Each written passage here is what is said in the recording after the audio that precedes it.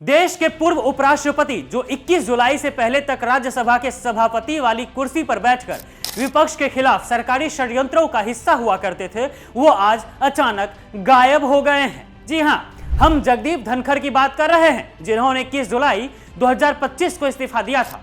उसके बाद से जैसे जमीन निगल गई हो उन्हें। कोई खबर नहीं, कोई बयान नहीं, कोई दर्शन नहीं। क्या यह इस्तीफा था या साजिश का शिकार? मोदी शाह की जोड़ी जो हर चीज पर नजर रखती है, आज चुप क्यों है? क्या धनखड़ को आराम के नाम पर कैद कर लिया गया है? लापता लेडीज तो सुना था हमने, लेकिन लापता उपराष्ट्रपति यह तो पहली बार सुन रहे हैं। और यह मोदी राज का नया चमत्कार है। लेकिन अब यह मामला बड़ा रूप लेता जा रहा है। कांग्रेस नेता कपिल सिब्बल ने इस बात को उठाया है और गृह मंत्री अमित शाह से सवाल किया है कि आखिर हमारे पूर्व उपराष्ट्रपति कहां हैं? क्या वो ठीक हैं? क्या वह सुरक्षित हैं या फिर नहीं? जी हां जनाब, अब यह मामला जबरदस्त होने वाला है। हमारे चैनल न्यूज कैप्सूल ने कपिल सिब्बल से भी पहले इस बात को उठाया था कि आखिर जगदीप धनखड़ 21 जुलाई को इस्तीफा देने के बाद से कहां गायब हैं। हमने यह बात 2 अगस्त को ही जनता के सामने रखा था और बताया था कि कुछ तो बड़ा हुआ है धनखड़ के साथ। तभी तो जो शख्स हर मुद्दे पर अपनी राय देता था, वो आज गायब ही हो गया है। लेकिन अब कपिल सिब्बल ने जो पूछा है वो बताता है कि धनखड़ के इस्तीफे के पीछे धनखड़ की स्वास्थ्य समस्या नहीं बल्कि जबरदस्ती है। वरिष्ठ वकील और कांग्रेस की तरफ से राज्यसभा सांसद कपिल सिब्बल ने एक्स पर एक पोस्ट किया है, जिसमें उन्होंने गृह मंत्री अमित शाह से पूछा है कि धनखड़ जी कहां हैं, सुरक्षित हैं या फिर चुप करवा दिए गए हैं। सिब्बल ने बताया कि इस्तीफे के बाद उन्होंने कॉल किया था धनखड़ की तबीयत जानने के लिए, लेकिन फोन उनके पर्सनल सेक्रेटरी ने उठाया था और उसने बताया था कि धनखड़ जी आराम कर रहे हैं। उसके बाद ना कॉल आया ना जवाब, और अब ना कोई सुराग है ना कोई संकेत। पहले सुनिए कि आखिर कपिल सिब्बल ने अमित शाह से क्या पूछा है। उनके बारे में हमें मालूम ही नहीं कि वो कहाँ हैं। अब लापता लेडीज का तो मुझे पता था, लापता उपराष्ट्रपति का ये तो पहली बार सुना। अभी हमारे उपराष्ट्रपति थे और जिस तरह से उन्होंने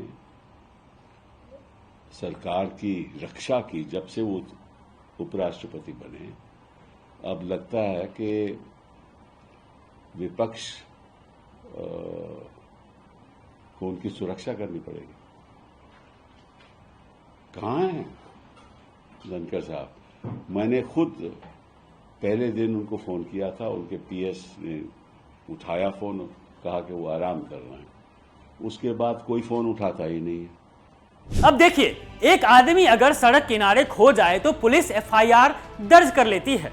यहाँ देश के पूर्व उपराष्ट्रपति इस्तीफा देने के बाद से लापता है और मोदी सरकार मौन व्रत में है। बाकी प्रशासनिक व्यवस्था उसका तो क्या ही कहें। क्या इस्तीफा देने के बाद धनखड़ साहब को इनविजिबल मोड में डाल दिया गया है या फिर सिस्टम से लॉग आउट करवा दिया गया है? मोदी जी जो एक चाय वाले की कहानी से लेकर चंद्रयान तक ट्वीट करते हैं, वो धनखड़ के मामले पर मौन है। अमित शाह जी जो देश की सुरक्षा के असल चौकीदार हैं, उन्हें भी नहीं पता कि देश का पूर्व उपराष्ट्रपति कहां है। आपको बता दें कि कपिल सिब्बल ने सिर्फ जगदीप धनखड़ को ही कॉल नहीं किया था, उन्होंने देश के कई राजनेताओं को भी फोन घुमाया था, लेकिन सबका जवाब एक ही था कि संपर्क नहीं हो पा रहा है। अब सवाल यह है, मोदी सरकार क्यों मुंह सिले बैठी है? अमित शाह जो देश की हर गली कूचे पर नजर रखते हैं, हर शख्स पर नजर रखते हैं, क्या वे नहीं जानते हैं कि पूर्व उपराष्ट्रपति कहां हैं? या जानकर भी चुप है क्योंकि सच्चाई बाहर आई तो तूफान आ जाएगा? मोदी जी जो सबका साथ सबका विकास का नारा देते हैं, क्या धनखड़ का विकास अब कैद खाने में हो रहा है या शाह साहब की सुरक्षा इतनी टाइट है कि धनखड़ खुद ही गायब हो गए हैं?